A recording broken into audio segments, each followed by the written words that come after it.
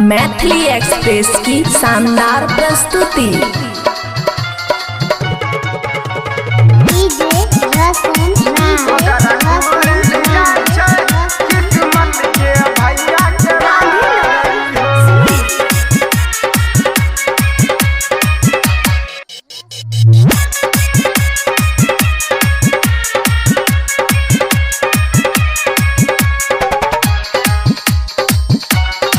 खुशी recording studio बलुआहा।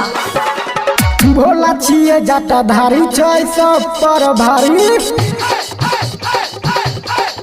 भोला छिए जटाधारी छै सब पर भारी। भोला छिए जटाधारी छै सब पर भारी। भोला छिए जटाधारी छै सब पर भारी। जे जाय छै एकरा दुआरी हो ओकरा खुल जाय छै।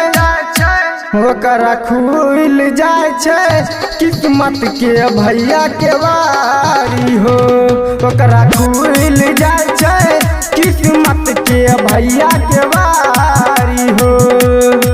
भोला छिए जटाधारी छै सब पर भारी।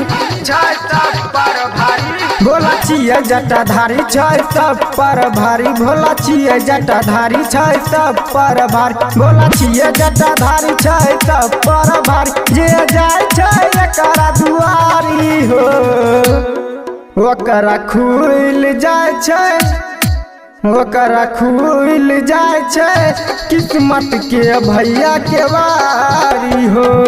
ओकरा खुल जाय छै किस्मत के भैया के बारी हो। ओकरा खुल जाय छै किस्मत के भैया के बारी हो। किस्मत के भैया के बारी हो।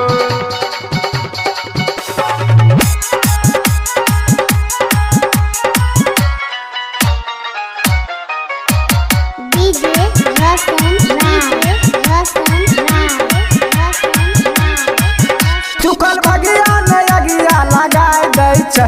जे ललता लागल उ पुराय दै छै।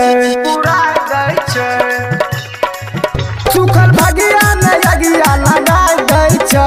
जे ललता लागल उ पुराय दै छै। जाइ छै अमीर गरीब सब भोला के करीब। सबके करै छै दूर बीमारी हो ओकरा खुल जाय छै।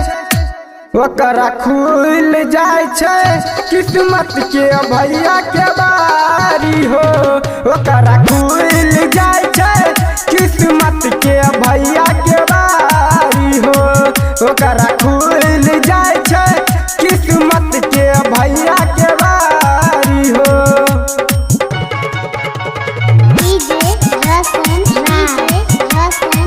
ओकरा खुल जाय छै किस्मत के भैया के बारी हो।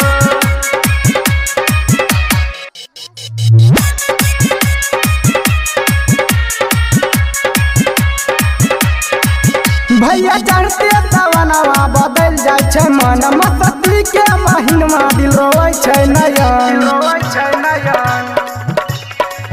भैया चढ़ते सवनवा बदल जाय छै मन। मस्ती के महीनमा दिल रोवे छै नयन। बाबा छिए महादानी सबके झेले परेशानी। चाहे रहे दुखवा हजारी हो ओकरा खुल जाय छै। ओकरा खुल जाय छै किस्मत के भैया के बारी हो। ओकरा खुल जाय छै किस्मत के भैया के बारी हो। ओकरा खुल जाय छै किस्मत के भैया के बारी हो। किस्मत के भैया के बारी हो।